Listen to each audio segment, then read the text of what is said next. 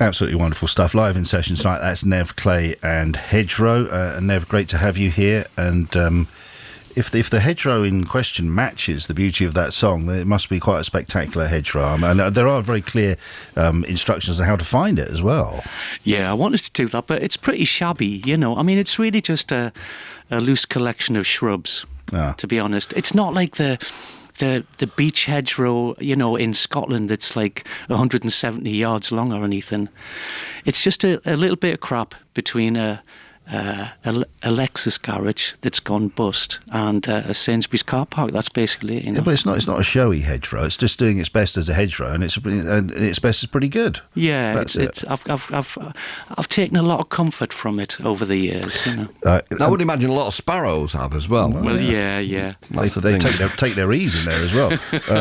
The album version of that on So Little Happened features Catherine Williams to great effect, and one of those musicians who just adds some sparkle to whatever she appears on. She's extraordinary, isn't she? Yeah, of course, absolutely. And I really wanted her to sing. I mean, she did some harmonies on an old album I did in 1999, and I really wanted her to sing some lead vocals on this album.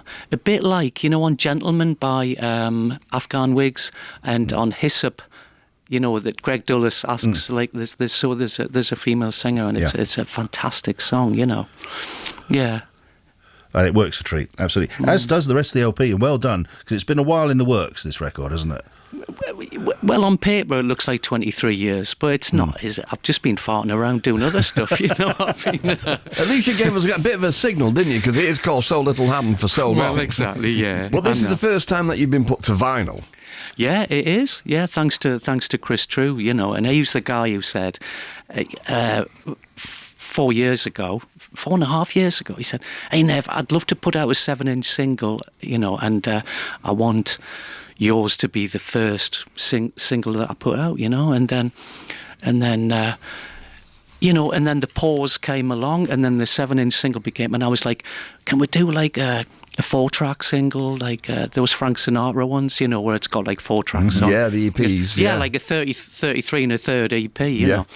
And then, of course, it was like, can we do a 6-track, 10-inch album like the Slates EP? Because we're both obsessed with The Fault, you know.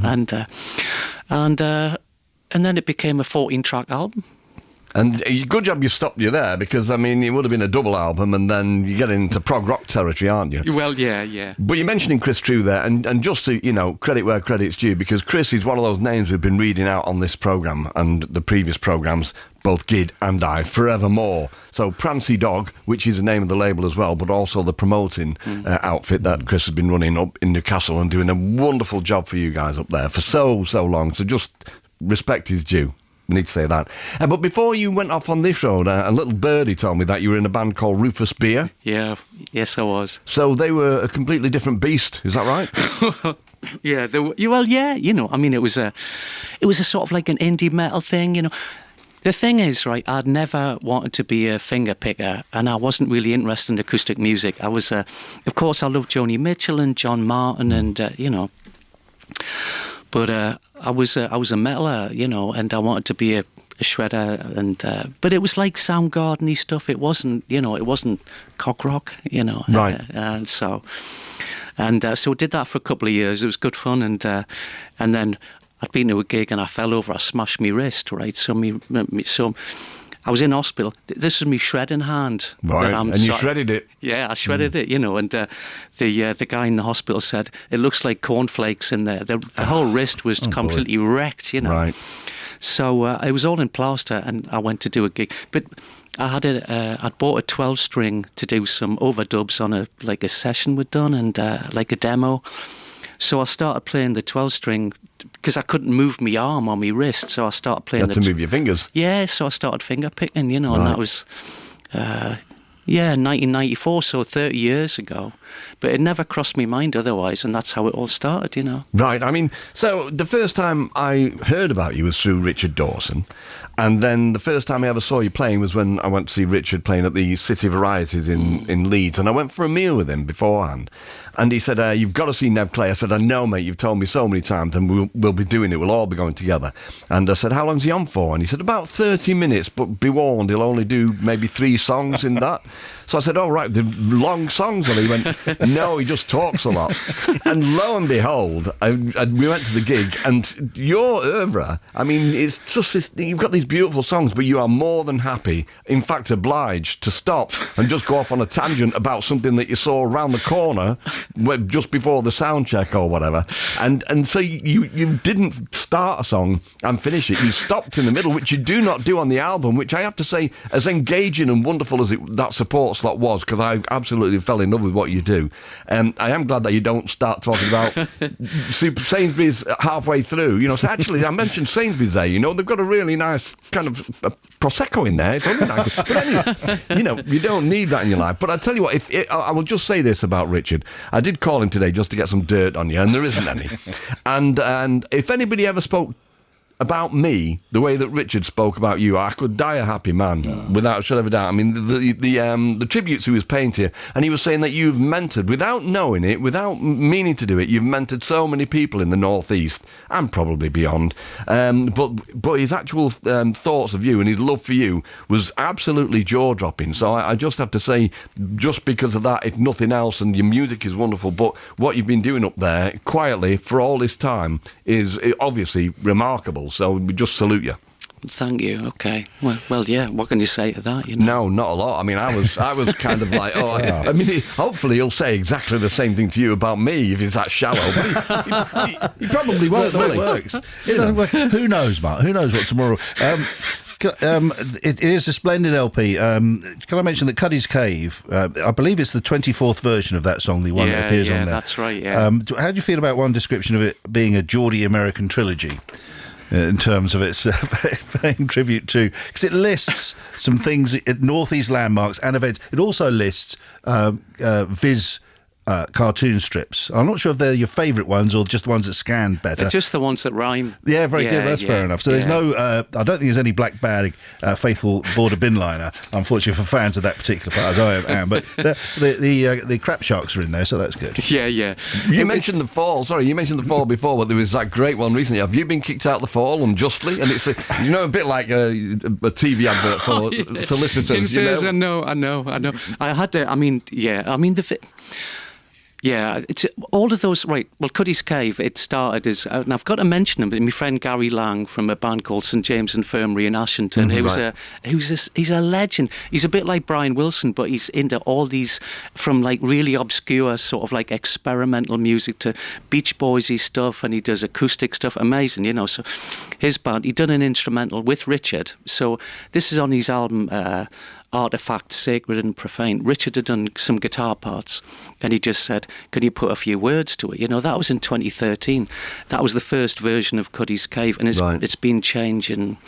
And people on Facebook have just been sending in suggestions, so it's full of suggestions from other people. It's a very, I know it's one of them words, but it's a collaborative thing, you know. So including Richard. Richard suggested, because I had Alcan, the smoking ban, and he suggested Alcan Supergrand, because Supergrand came from Whitley Bay, you know. So it's like, so every time I sing it, I'm thinking about all them different people, you know. There's so many lush rhymes, and I'm on to version 26 already, you know. So it's like it's a double album on itself, isn't it? It's another one of those words. It's an organic thing, clearly. Yeah, that is the word, and it's ever growing. Yeah. Are you ready for another number now to play? Yeah, probably. I'll have to retune it a little bit. That's fine.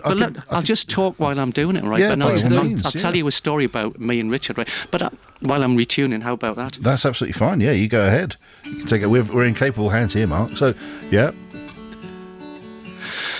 Me and Richard, well, we met in sort of 98, probably, when he was, and I'm not going to tell you anything that he wouldn't tell you himself, but anyway, he was a young man. 15. You know.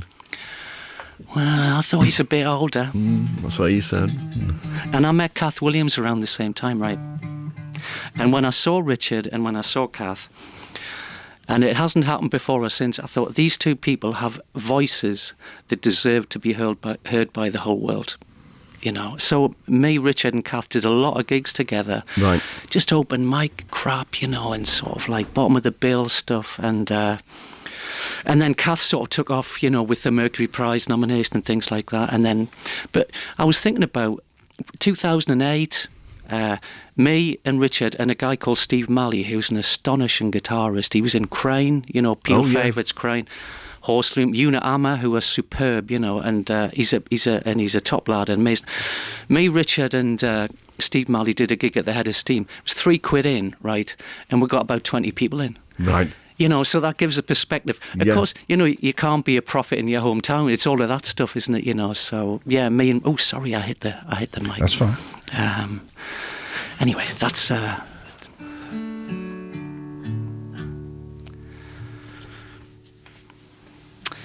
This is a song. I want to dedicate this to James McMahon, who you may know from, you know, he was the editor of the NME. He was the editor of Metal Hammer as well, you know, and he died a couple of weekends ago.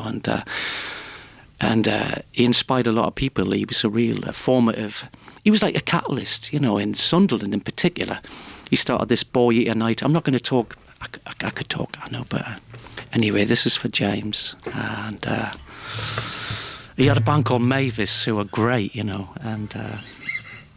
But this is a song called Green Leaves. And I hate these sort of like universal songs and, you know, We Are the World. But this song has got a we in it. Okay. But it's just, we're all going to die, basically. So I'm going to allow myself that one.